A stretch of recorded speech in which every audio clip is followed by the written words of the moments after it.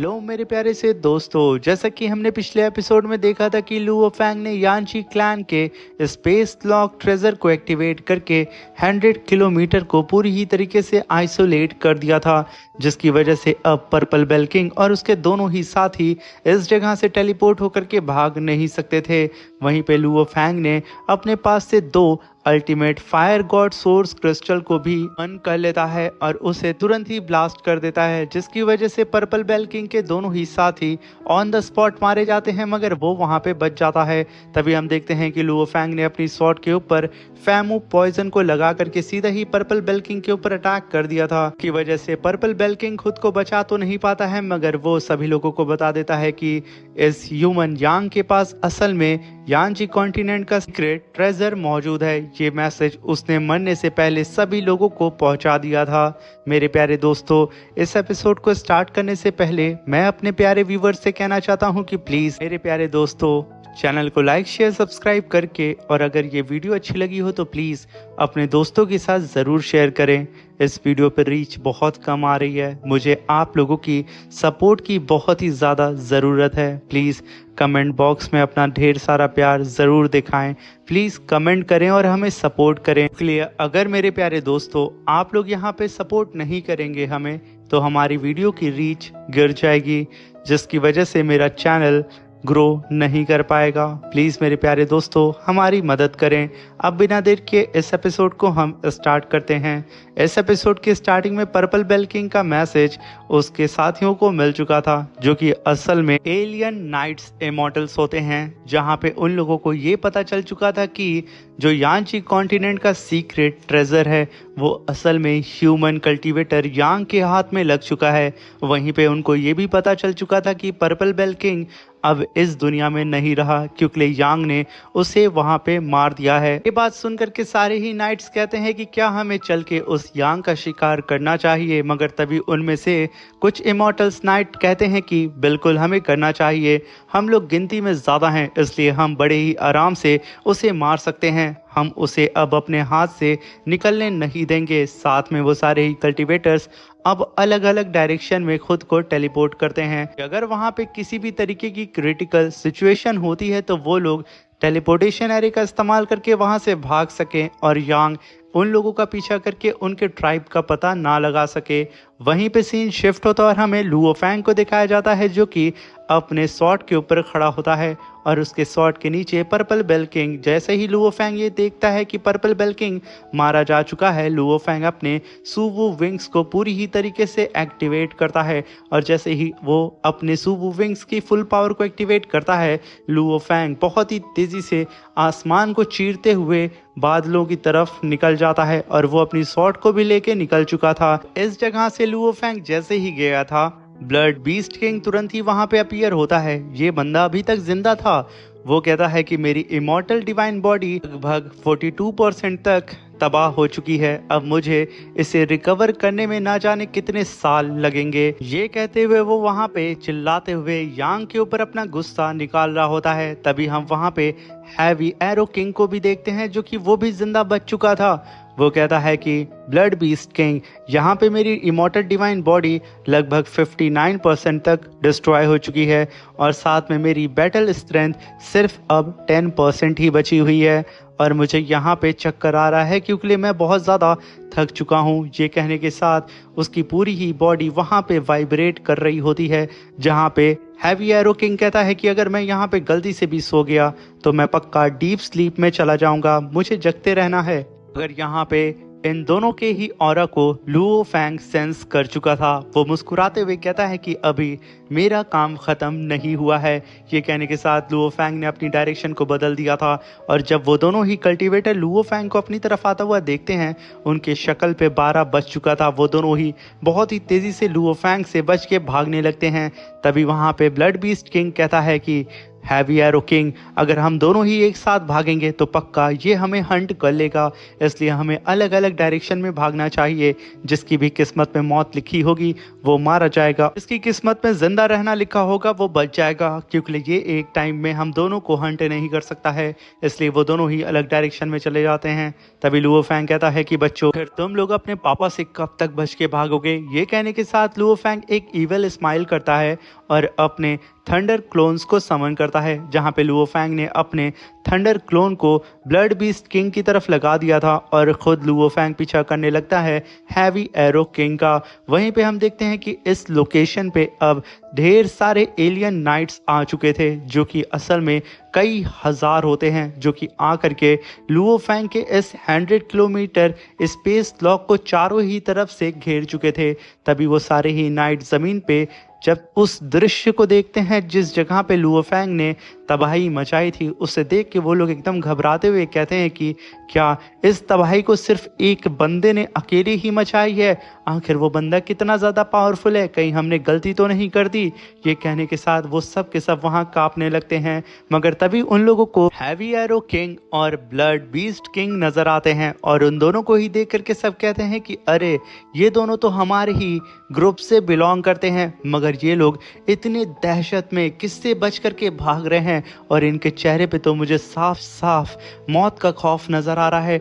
आखिर यहाँ पे क्या चल रहा है? ये दोनों ही तो ग्रेट वॉरियर्स हैं। तभी हम देखते हैं कि blood beast king Luo Fang के उस 100 किलोमीटर स्पेस लॉक के जस्ट बाहर आ चुका था। वो चिल्लाते हुए अपने साथियों से कहता है कि प्लीज मेरी मदद करो। उसका हाथ लुओ फैंग के 100 किलोमीटर स्पेस लॉक के बाहर जैसे ही आया था, ब्लड बीस्ट किंग ने तुरंत ही वहां पे टेलीपोर्टेशन एरे को एक्टिवेट कर दिया था और वो अपने पूरी दम लगा के बाहर निकलता है और खुद को वक्त रहते ही टेलीपोर्ट करके लुओ फैंग के थंडर क्लोन से खुद को बचा लेता है। यहाँ पे ब्लड बीस्ट किंग के चेहरे पे इस कदर का मौत का खौफ देख करके वो सारे ही नाइट्स एकदम कांपने लगते हैं कि भाई साहब हमने गलती कर दी।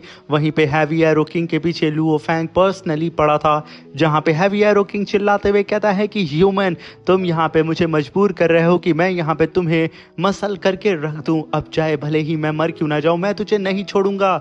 ये कहने के साथ हैवी एरो किंग पलटता है और अपनी जगह पे रुकते हुए अपनी लास्ट 10% बैटल स्पिरिट को एक्टिवेट करता है। वहां पे 2 हैवी एरोज को समन करता है, जिसमें से एक के अंदर फायर की पावर होती है और दूसरे के अंदर थंडर की पावर। वहीं पे हैवी एरो किंग कहता है कि भले ही इस अटैक के बाद मैं कुछ देर के अंदर ही कोमा में चला जाऊंगा, मगर मैं तुझे नहीं छोड़ूंगा। ये कहने के साथ वो दोनों ही एरो से सीधा ही लुओ फैंग के ऊपर अटैक कर देता है। वाकई में ये दोनों ही एरो आसमान को चीरते हुए सीधा ही लुओ फैंग के तरफ बढ़ रहे होते हैं। वहीं पे लुओ फैंग उन दोनों ही अटैक को अपनी तरफ आता हुआ देख करके अपने बैटल आर्मर के फेस लॉक को हटाता है। उन दोनों ही अटैक को देख करके लुओ फैंग कहता है कि हैवी एरो किंग की लगभग 90% बैटल स्ट्रेंथ खत्म हो चुकी है, मगर उसने फिर भी काफी पावरफुल हैवी एरो मेरे तरफ शूट कर दिया है।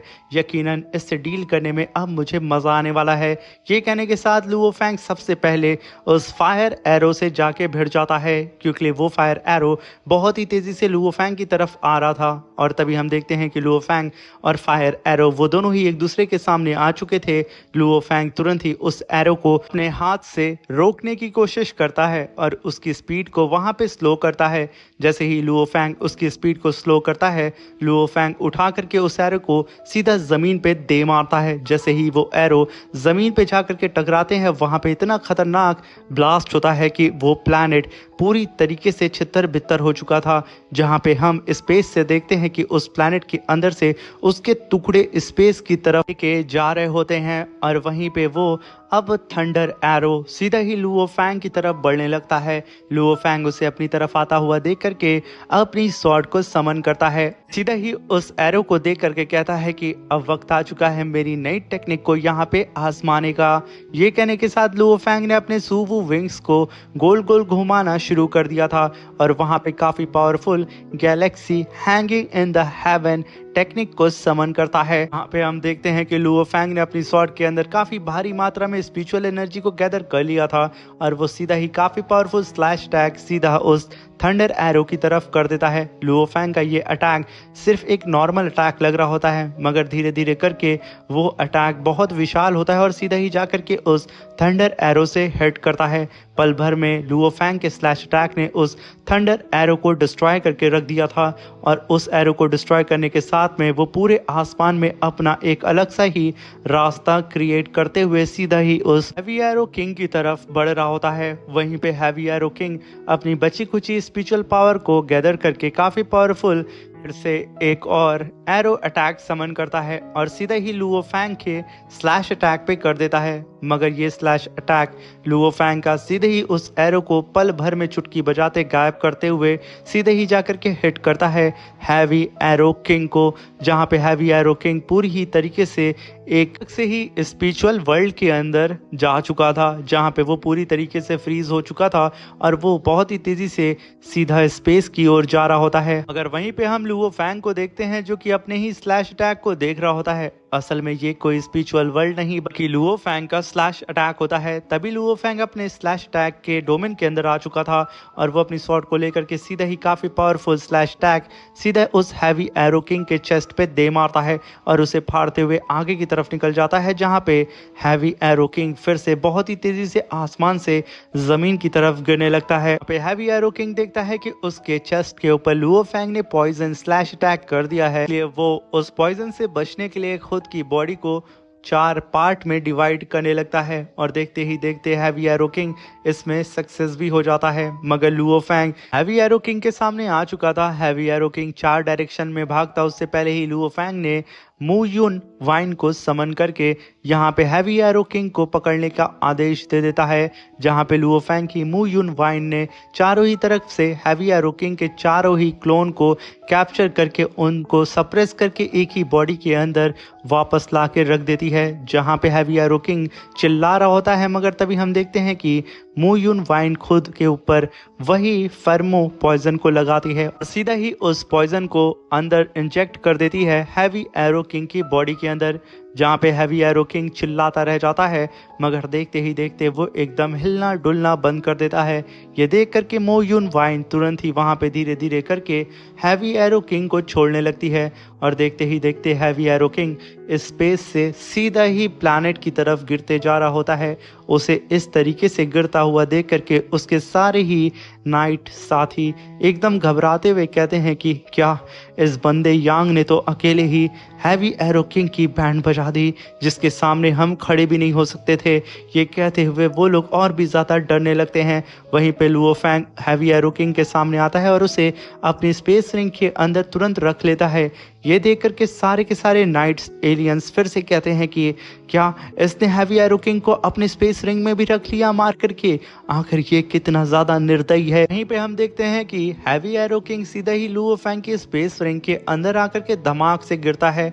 वहीं पे बबाता अकेले बैठी होती है, मगर उसकी जो असिस्टेंट होती है वो बबाता को डरा देती है, इसलिए बबाता उठ के उसे एक मुक्का सर पे मारती है और कहती है कि जाके चेक करो कि आखिर लुओ फैंग ने यहाँ पे किस कचड़े को फेंका है। बेचारी उसकी असिस्टेंट डरते हुए आगे बढ़ती है और दूर से ही खींच के एक लात हैवी एरो किंग के आर्मर पे मारती है। तभी हैवी एरो किंग के आर्मर के मिड में एक डोर ओपन होता है, जिसे देख करके बबाता और उसकी असिस्टेंट बहुत ही ज्यादा एक्साइटेड हो चुके थे, जैसे कि उनके हाथ में ना जाने कौन सा ट्रेजर लग चुका है। उन दोनों के ही मुंह से लार निकलने लगती है और वहीं पे हम लुओ फैंग को देखते हैं, जो कि इतनी ज़्यादा तबाही को मचा करके सीधा ही आसमान में आके खड़ा हो चुका था और वो अपनी जलती हुई आंखों से सीधा ही नीचे सारे ही कल्टीवेटर्स को यानी कि एलियन नाइट्स को देखने लगता है।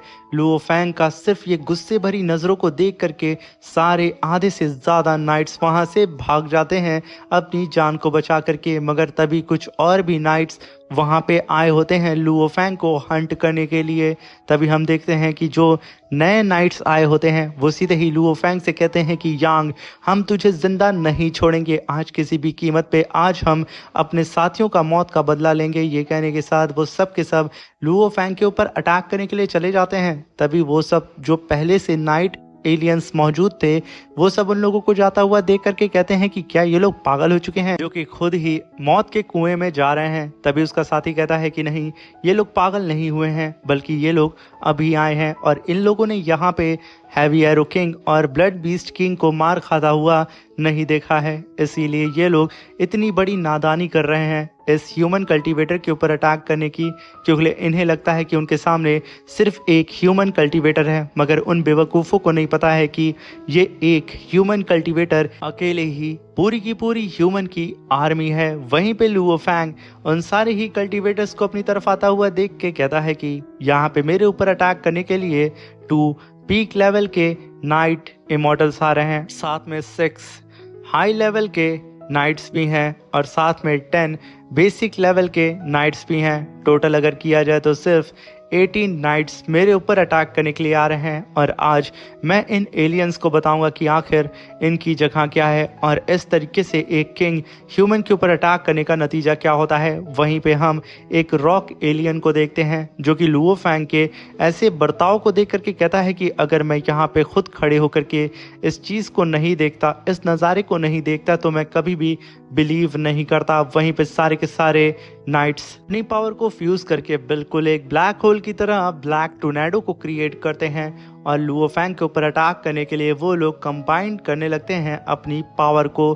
ये देख करके वहाँ पे लुओ फैंग ज़रा सा भी घबराता नहीं है, वो उन लोगों को देख के मुस्कुराते हुए कहता है कि तो फिर ठीक है, अब मैं इन्हें बताता हूँ कि आखिर एक इमॉर्टल किंग की पावर क्या होती है। ये कहने के साथ लुओ फैंग सीधे ही उस ब्लैक टोर्नेडो के अंदर घुस चुका था जहां पे वो सारे ही कल्टीवेटर लुओ फैंग के ऊपर स्लैश अटैक करते हैं। लुओ फैंग उन सारे ही स्लैश अटैक से बचते हुए सीधा ही अपने सामने मौजूद एक कल्टीवेटर के ऊपर same galaxy hanging heaven slash attack कर देता है।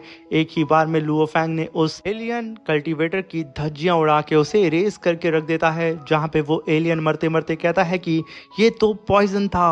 वहीं पे उस रॉक एलियन को देखते हैं जो कि लुओ फैंग के इस ब्लेड स्लैश अटैक को देख करके कहता है कि ये स्लैश अटैक जिधर से भी गुजर रहा है उस साइड में लाइट रिवर को क्रिएट कर दे रहा है जो कि बहुत ही ज्यादा विशाल है।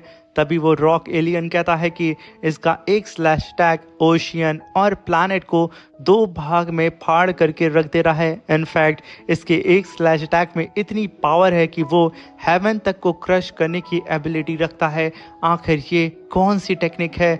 वहीं पे लुओ फैंग लगातार उन सारे ही नाइट्स कल्टीवेटर्स के ऊपर स्लैश अटैक लगा के उन्हें मारे जा रहा होता है, जहां पे वो रॉक कल्टीवेटर कहता है कि इसने यहाँ पे 10 मिलियन किलोमीटर के अंदर अपने स्लैश अटैक की रिवर को बना दिया है। यहाँ पे वो रॉक एलियन कहता है कि मैं यहाँ पे साफ साफ देख पा रहा हूँ कि 10 मिलियन किलोमीटर के अंदर की सारी चीज़ें यहाँ पे तबाह हो चुकी हैं। सिर्फ हमें यहाँ पे एक प्योर वाइट गेट नज़र आ रहा है, एक प्योर लाइट रिवर। आखिर ये बंदा यहाँ पे चाहता क्या है। इसी के साथ मेरे प्यारे दोस्तों ये एपिसोड खत्म होता है। Thank you for watching, bye bye, take care.